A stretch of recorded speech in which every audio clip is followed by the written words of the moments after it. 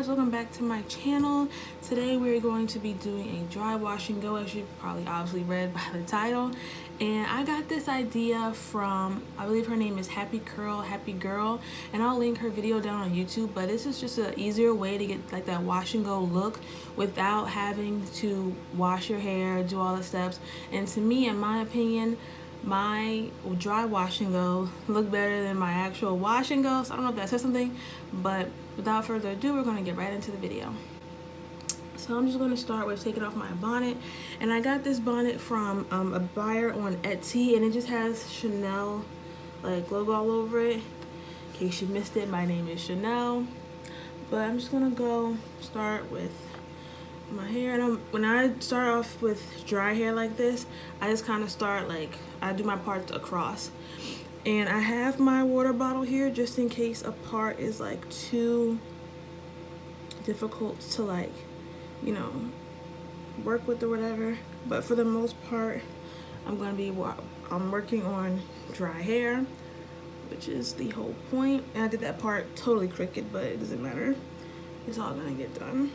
So anyway, so then I take a part like that. So I have two different parts. I take this part and I just kind of like work through it. This is an old twist out. I tried to twist out for the first time, and it turned out pretty good. For my first time, I was very excited to do it, and I actually didn't make that into a video, but I did post a picture up on my Instagram, and so I will obviously have all my social media links down below, and then you guys can go, you know, check it out.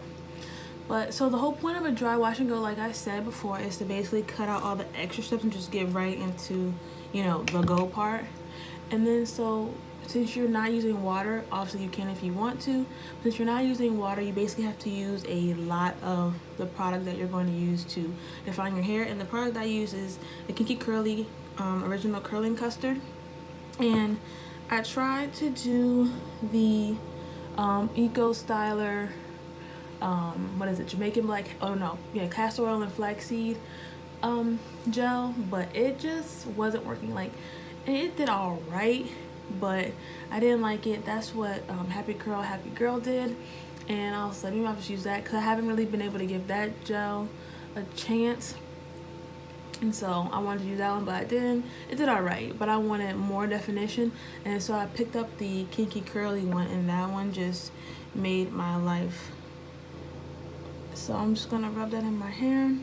And you might have to wet your hair, you know, because I don't want to use a lot of product. I don't mind wetting my hair just a little bit, but as long as the whole point obviously is not have it soaking like how you would with a regular wash and go. And you just continue to run your hands through it. And as you're looking down, I'm looking into my mirror here so that I can get an up close and personal look. You just keep running, because obviously this is what's curling your hair back up when you use less water. So you have to constantly, you know, do this.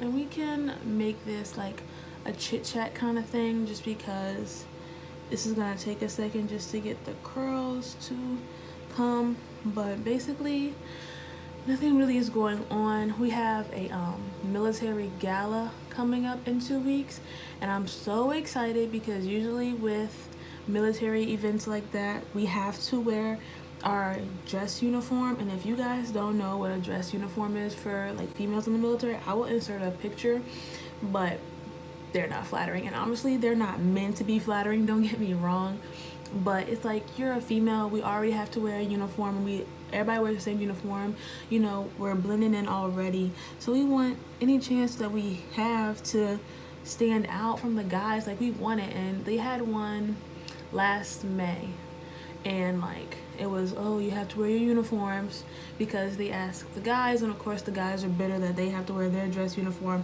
so they want the females to have to wear theirs too. This top part's not curling up like I need it to be, so I'm gonna have to show this a little bit more attention. But so I didn't go to that one because I was like, no, screw that, I want to wear the dress. So when this time they put out that we could wear dresses, like, everybody was like, oh hell yeah, like, I'm going just because we can wear dresses. So I have my dress. I got it from misguided.com. And I actually didn't even buy it for this gala. I bought it a while ago.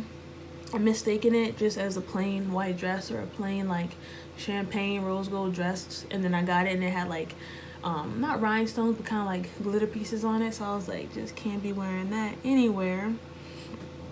So I saved it, and I was going to give it away, but something just said keep it, and so I kept it, and thank God I did, because now I have to wear it.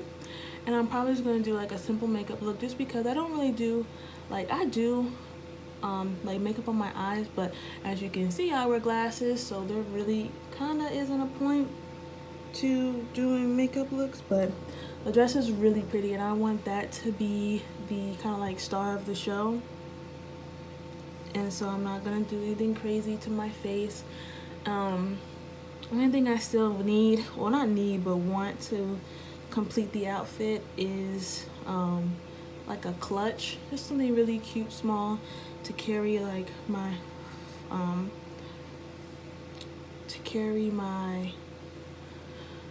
phone and stuff in. This is definitely not going as well as the last time. I think maybe because the last time I was working on a dry like wash and go already, and I just kind of like refreshed it. But this is like stretched out hair, so I might have to go in and wet the pieces just a little bit, which is unfortunate, and that will take a little longer, but that's okay. But yeah, so we have the gala coming up, and then we go to the field for basically a month, like March 5th through the 29th. I'm going to be roughing it out here, and I'm just not excited because I do not like the field. Like, there's no showers, just a lot of mess. It's still going to be cold here in March, so I'm going to do with that. Hopefully it's not rainy. I'm about to go get my dimming brush. Hold on 5 seconds. Anyway, but yeah, I just do not like the field at all. I feel like less than a woman when I'm out there. And like, yeah, you can bring like baby wipes and stuff and clean like that, but hopefully they'll give us a chance to come back and shower, because I really don't feel like not showering for like basically a month. And then in June till July we're gonna be in the field again. They go to the field so much here. But it is what it is. That is what I signed up for by joining the army, I guess. So hopefully this will begin to act right, because right now it's not acting right. See how like we probably can't tell with the lighting, but like this part is shorter than like the next part. So I'm gonna try to do my part even this time, which I guess once you fuck it up one place, you're gonna fuck it up the next place. But anyway, but yeah, so, but I'm almost done in the military. It'll be 4 years. It'll be 4 years this July. And the army is like, I don't know how to explain it. It's definitely something different, something you have to be like mentally prepared for and stuff. And even like now me, I'm just like, oh my God. You know, I joined military to go to school. They pay for your college and everything. And I am an IT specialist, which basically means that I work on computers. I fix computers, and it's fun. I really love computers. I loved computers before I joined the army, and if I had gone to college, I would have majored in computer science, you know, anything dealing with computers. So when I went to the recruiting station, I was like, I want the closest thing to be an IT specialist, and they were like, oh, well, we have IT specialists, and I was like, perfect. And then so went to basic training in Fort Jackson. Then I went to AIT in Fort Gordon for like 6 months, and I think that's like one of the longest. It's not the longest. I think there's one longer than mine like that. But I went there for 6 months. And then after that, I went to Korea. Like my first city station, 18 years old, went to Korea. It was my first time. It was my first time out of the country. And the thing about traveling overseas, like in the military, is like you do not need a passport. Like they will just take you. And obviously you're there not to just be fooling around, you're there because you're stationed there. But it was really fun. Korea is just like one big party. And if I had a choice in the matter, I would definitely like go back because it was so much fun. Like it's the army and they're way more strict up there because we're next to North Korea and stuff, so there are a lot of rules. We had a curfew. We couldn't be like out of the barracks at it's like by midnight, I think, or you had to be on post by midnight, but back in our barracks rooms by 1 in the morning. And then freaking it was so much fun. Like I remember going there and just being scared because like I've never been out of the country, and then to go to a country obviously where they don't speak our language, but they're so used to having a military presence there. Like they're very accepting and they love like the military. And so it was such a wonderful like time to be there. I really enjoyed it. And then I was there for a year because if you're not married or you don't have family there, you're only there for 1 year. And I try to extend and I try to stay overseas, but if it's your first time, if you're like basically in your first contract, or it's your first time overseas, you can't stay, something like that. Now if you get it just by the chance of God and that's where your branch manager sends you, then okay, you're just lucky. But if you ask to stay there, you're not gonna get it. Like just because you ask for it, you have to have, I guess, extenuating circumstances and stuff like that.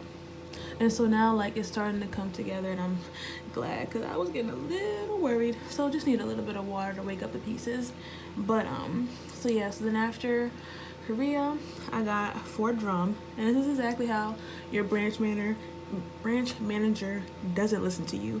I asked my branch manager to send me to Arizona, Fort Huachuca, because I had a boyfriend. I met my boyfriend in Korea, and he had got Fort Huachuca because he got there before I did to Korea, so he left before me.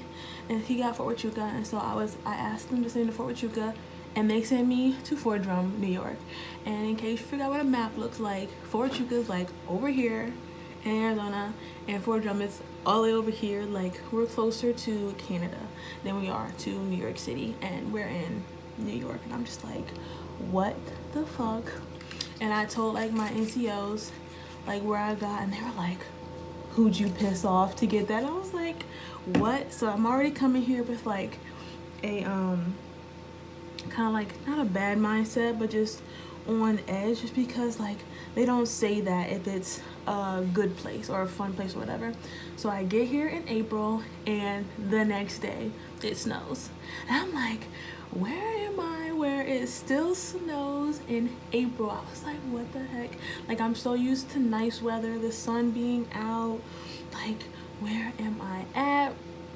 And so I was like, okay, that's like strike one, because I like snow, but I like snow, it snows, it melts, it's gone, goodbye. And then so I came here, and then obviously I'm still here because the rest of when I got here I had 3 years left. So basically this is a 3-year duty station at least. I know people who've been here for like 4 years, I know people who've been here for 10 years, and it's like people who are from this area and want to stay here. Like I'm sorry, I don't try to shit on like anybody's area because everybody likes what they like, but there is really nothing to do here. The military purposely puts their bases in places that are kind of like, I'm not gonna say not well populated, but kind of like run down, like there are a lot of small businesses, and we are their business. Like other than the people who live here, like we're the business to these small businesses. And without the military, like you're never, like they won't have as much business. Like you're never gonna find a post near New York City, because we're 6 hours from New York City. You're never gonna find a military base in Atlanta. You're never gonna find it, in these big cities. You're just gonna find it, you know, because my AIT was is Georgia, but it was in Augusta, Georgia, like downtown Augusta, and I was like, what the fuck? And I remember getting lost down there. Like, I was so scared. And so anyway, so we're here, and then like the closest place to go to really have fun is like Syracuse, and that's an hour-and-a-half drive. And you go there, and they have the Destiny USA Mall, which is pretty nice. It's way nicer than the Watertown Mall. But you have the Destiny USA Mall. It's pretty nice. And then you have other stuff to do, laser tag, go-kart racing, you know. But to really have fun, you have to go to like Rochester, or obviously the city.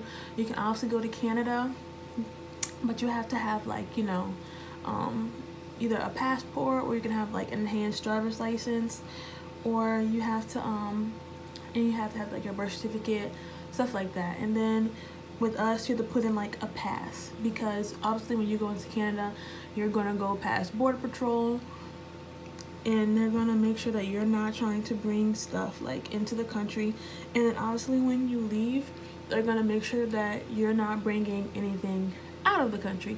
And so is that. And it's so funny because I've never been to Canada yet, but people who've gone are like, the Canadians are so much nicer than the Americans. And so you see the Canadians going into Canada, and then you're gonna be Americans coming out of America, and the Canadians are so much nicer, and that's so sad. Like, why are the Americans like assholes? I don't know. I've never had to like deal with it, obviously, but when I do go, I'm gonna like see what, you know, everybody's talking about. I heard like the shopping's really nice, which again, I love shopping, so I'm excited to do that. What else? So, but yeah, so basically Fort Drum is a pretty big, not really big, but it's like a good amount size. You have like the main post kinda, and then you have what I'm trying to say, you have like the airfield, and so then that's really fun, and that's pretty much it. And then if I were to stay in, I would want to go back to overseas, and I would want to go to Germany, because I've heard really good things about Germany. It's so easy to hop on a plane, I mean not a plane, the train, and go to like Paris and England, like, and that's what I want to do. I want to travel while I can do it, not free, but obviously way cheaper than if I were doing it as a civilian. But I definitely want to get out. Like, I can't, like, the military isn't for everybody, and it's not hard per se, but like for me, like I struggle with PT, like PT test, and basically as of right now they're changing it, but as of right now you do push-ups, sit-ups, and the run. And so for my age group, which I think is like 17 to 21, we have, in 2 minutes you have to do at least 19 push-ups, 53 sit-ups, and run 2 miles in 18 minutes 54 seconds. And you're probably thinking like, you know, that's not bad, but coming from someone who, I didn't do any sports during high school, I didn't do anything, any sort of kind of like physical, nothing. Like I swam for like 1 summer. I didn't even want to do that, but I did that, and like, you know, it's a lot. And so I remember in basic, I think I did 9 push-ups, like my first, like my like practice, I did 9 push-ups, I did 9 push-ups, and then 13 sit-ups, and I think I ran like a 21 maybe, I don't know, yeah, I ran like a 21 something. And so I was struggling from the jump with PT, and like I would barely pass and it always been sit-ups my issue. Like now I can max push-ups, now I can run, but it's always like the sit-ups that kill me. And if your one around this side is like shorter than this side, you comb this out with my Denman brush. And I stopped doing it because I only did that to kind of get the curls to clump, and now that they're clumping, I stopped. But once this dries, it's going to dry basically like that, or I can just, you know, pick it out and stuff like that. But and so I always had issues with it. And then when I was in Korea, I hurt my hip, and then when I got to for a drum, I rolled a Humvee like over, like I flipped a Humvee, and that hurt my back. So now I'm dealing with 2 injuries, and like I can't like work past them, and I've tried, and that's probably why, you know, I'm as hurt as I am. In the military, there's a stigma of people who get on profile. You know, you're looked at as weak, you're looked at as, oh, you're just trying to get out of stuff. And I don't necessarily care what people say. However come, like, it does affect you, especially when it's your leadership talking like that, because they're the ones who put you in for awards or help you out, or, you know, basically say, you know, fuck you if they don't like you. And it obviously shouldn't be like that. We all know it shouldn't be like that, but it's human nature to let your personal feelings get in the way. And so for a long time, when I initially hurt my hip, I didn't want to get on profile. I was even not hurt, but I had hurt my calf muscle, my left calf, in AIT, to the point where I would be limping when I walked. And then when I began to run, it would hurt, but the more I kept running, it would go away. And then when we would march, I would be out of step all the time because of my limp. But again, you have that stigma of what people say about you, and you don't want to be looked at as that. So I kind of went through it. I like kept going through it, kept trying to ignore it and whatever. And then it went away.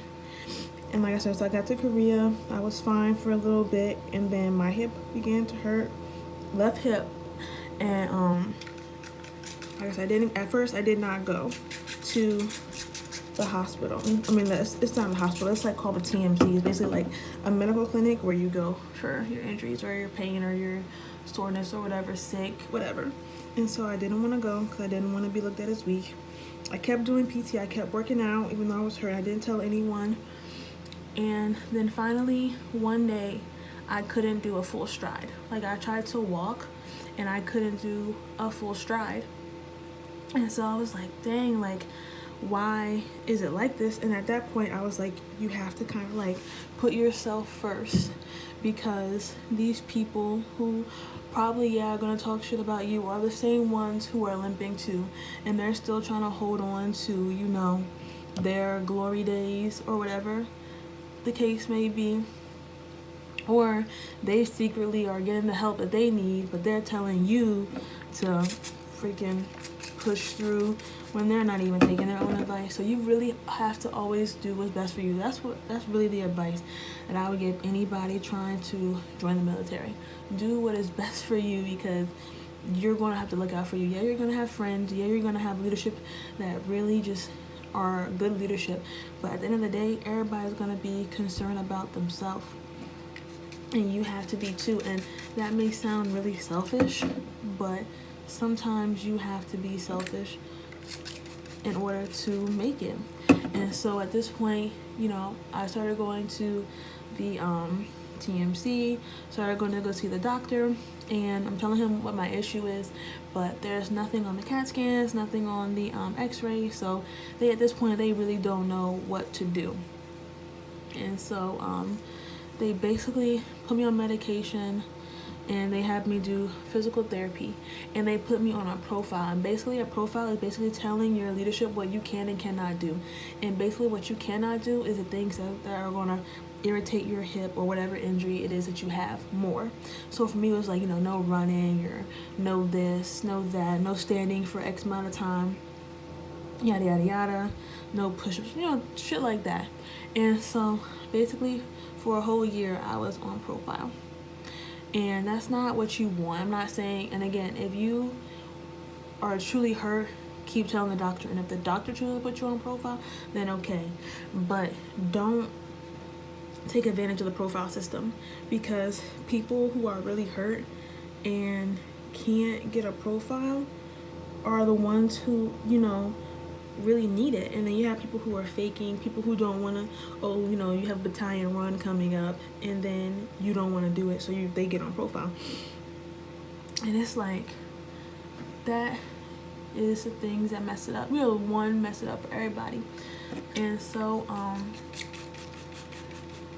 basically that was that. So then at that point I was already, and then when you fail a PT test, a record, they will what they call flag you, and that basically means you're no longer able to get like awards. You're basically not able to go to school. You're not able to do anything basically good. And so I have left here flagged for PT. I could have been kicked out like 2 years ago, but my first sergeant kept giving me chance of a chance of a chance of a chance, and then my new first sergeant, I guess, did the same thing. I don't know why he never pursued a chapter for me. But when I got to Fort Drum, again, I was still dating my ex-boyfriend at the time, and like we had talked about me getting out because I don't like the Army anyway. I'm not even gonna sit here and lie. I'm gonna give it 110%, but I don't like the Army. And so you know, I'm gonna try, but so we talked about me getting out. So then I basically went to my first sergeant here in Fort Drum, was like, I want to get kicked out, and he basically told me no.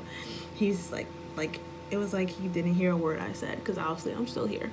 And so thank God that didn't happen, because the flag ended up coming off. I got promoted, and my boyfriend and I broke up. So I was like, you know, thank God that I didn't uproot my life to, you know, go be with someone. And that actually really hurt me, because I had a boyfriend before him. Let me just quick disclaimer, my first boyfriend was in the military, and I met him when I was in AIT, and he was an asshole. Like, he cheated and everything.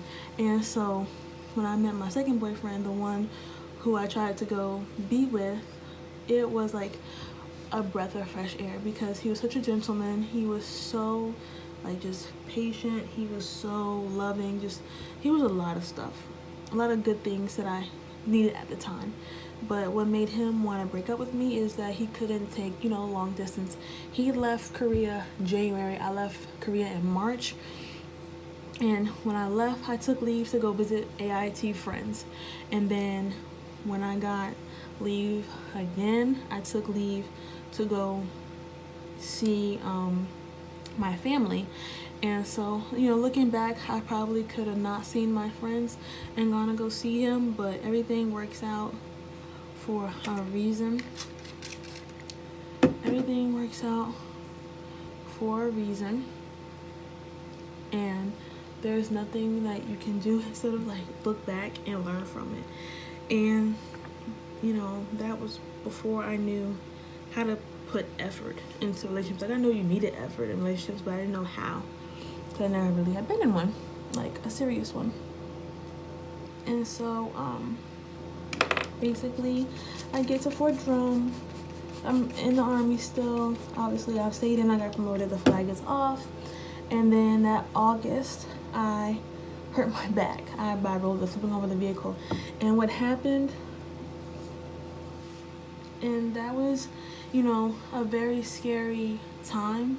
Like, not even a time, because it happened so quickly, but it was such a scary moment. I remember I screamed for like 0.2 seconds, and then the rest, I just kind of like froze up. There's really nothing you can do in that moment. You can't stop it from flipping over. You can't, you know, you can't stop. You can't stop it. Like, it's sad, but it's so scary to even think back and talk about, but you can't stop it. And it was me and another person in the vehicle, and we were okay. Like, nothing, like, I guess, not saying my back hurts and drastic, but it wasn't anything too crazy that happened. And now that's why my back hurts. And so I've been going to the doctor for this, finally, and I got like 1 million profiles or whatever. Finally got what they call a permanent. And basically a permanent is saying, we've tried to rehabilitate you by giving you temporary profiles and it didn't work. So now you have to kind of like alternate the things you do. So instead of doing the run on the PT test, I now have to walk. And I've heard from my friends in leadership who walk that the walk is worse than the run. and at some point you're gonna wish you were running. Like, that's how hard the walk is. And I'm scared because they gave me the walk because of my back. Running hurts both my hips and my back. But I'm scared that the walk is going to really hurt my hips. And like, I practiced yesterday and I had to stop because the pain was just so excruciating. And so at this point, they're just seeing like what they can do. And again, even with my back, even though it was a documented event that I like flipped a Humvee, still nothing is coming up on the x-ray. Nothing is, you know, showing. And so it's hard for them, I get, to know what course of action to take when, you know, what can you do?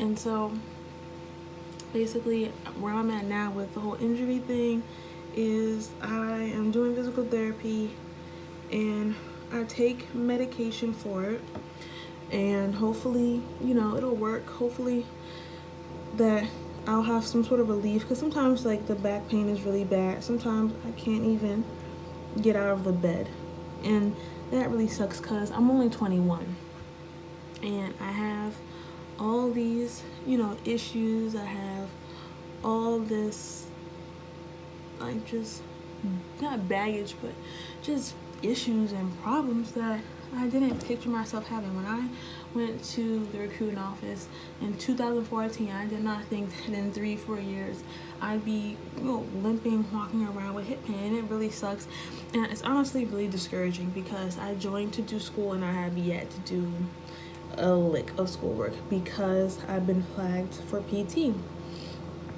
and stuff like that. Is really discouraging because, you know, everybody says, oh, my hardest critic, but I legit am my hardest critic.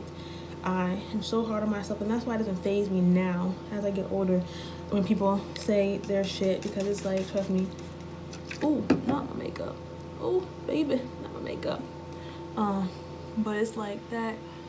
It doesn't faze me because I've already cursed myself out in the mirror. I've already, you know, said this to myself, and it is what it is. Hopefully, you know, I try not to stress. Stressing, that's one of my biggest issues. I'm a really bad stressor. I stress so much, and I try to not stress, but, you know, it's hard for me to break a habit. I just don't know how not to stress. I really don't. Like, people say do this, people say do that, and I try, and it just doesn't work. I'm just really bad at stressing, and it affects my health, and I don't want to be sick. I don't want to, you know, have these health issues, but it's hard to not have them. It's hard to not to know what to do. And I know that God governs all events and he has all this already planned out, but it's like, I don't know, I want to know how it works out. Other than that, I just stress and I work on it. And there are days when I'm good, you know, I talk it out and I feel better, and then something else happens and it's like, God damn, like, you know, like, can I catch a break, basically? And I feel like I can. I really feel like I can. But, you know, that's what one of my goals for 2018 is to basically have faith in God. Have faith that he'll work it out. Have faith that he knows what he's doing. Have faith that the outcome is going to be something that you may not like, but something that benefits you and in the end helps you. And I think if I continue to keep that like in the forefront of my brain, then I will be good. So basically I am done and the piece is curled up nice. It definitely is different working on stretched hair than it is just working on an old wash and go. And on wash and go, your hair is basically still curly. It's just needs to be basically refreshed. But this turned out nice, I think. And I'll let it do a little bit of drying because it is obviously wet. I used water, and I'll check back in with you guys later. So this is my hair. It's like a 95% dry. Hold on. The fan was still on, excuse me. It's like pretty much dry, like 95, 97, whatever. So this is what it looks like. I'm gonna go ahead and pick it out. And so like, yeah, right there, like my crown area, it's still wet. But I think, now that I think about it, I'm pretty sure I have to wash my hair today. Because if I wait till tomorrow, it's not gonna dry in time. And then I'm just gonna be going to work in this cold weather with wet hair, and I don't want that. Obviously, that's the way to get sick. I just wish I could wear my afro to work. It depresses me so much, but it's getting too big, and like my PC won't even like fit on my head. There is a little bit of crunch, but that's okay. I just love how my hair turns out when I do this.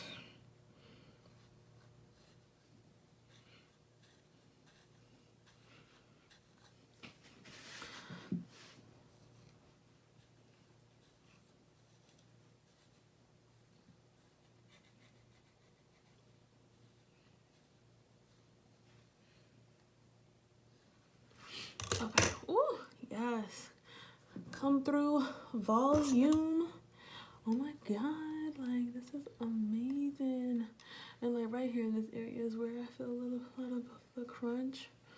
And like I'm just gonna try and get closer so that you guys can totally see like this definition though. OMG. I love this stuff. I wish that I could. I wish there was just more time. But yeah, I'm definitely gonna have to, you know, I'll probably just wash my hair tomorrow. Fuck it. But yeah, so this is the finished result of the dry wash and go.